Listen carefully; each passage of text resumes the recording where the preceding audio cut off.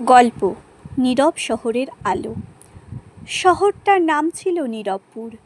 নামের মতোই এখানে সবাই চুপচাপ থাকত।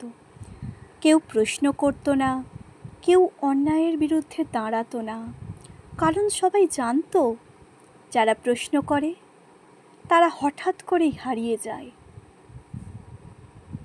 এই শহরে থাকতো এক মেয়ে, তার নাম আলো।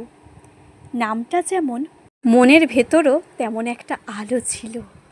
সে অন্যায়ের সামনে চুপ করে থাকতে পারত না। একদিন শহরে একটা ঘটনা ঘটল।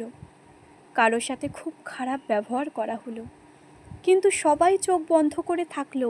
কেউ কিছু দেখেনি, কেউ কিছু জানে না, এই ভান করে রইল। আলো প্রথমে একা একা কাঁদল, তারপর ভাবল চুপ করে থাকলে তো এটাই চলতে থাকবে। পরের দিন থেকে সে সরাসরি কিছু না বলে শহরের দেয়ালে ছোট ছোট ছবি আঁকতে শুরু করলো। একটা ছবিতে দেখা যেত একটা পাখি খাঁচার ভেতর বন্দি, কিন্তু তার চোখে আগুন।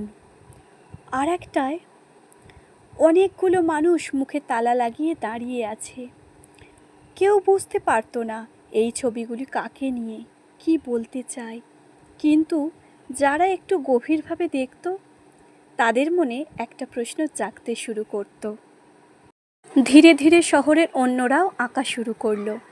কেউ কবিতা লিখল, কেউ গান গাইল, সব কিছুই যেন ইঙ্গিতে, সরাসরি নয়। শাসকেরা খুঁজতে লাগলো কে এসব করছে, কিন্তু কিছুই প্রমাণ করতে পারল না, কারণ কোথাও তো তাদের নাম নেই, অভিযোগ নেই, শুধু ছবি, শুধু অনুভূতি। কিন্তু একটা জিনিস বদলে গেল। মানুষের ভেতরের ভয়টা একটু একটু করে কমতে শুরু করলো।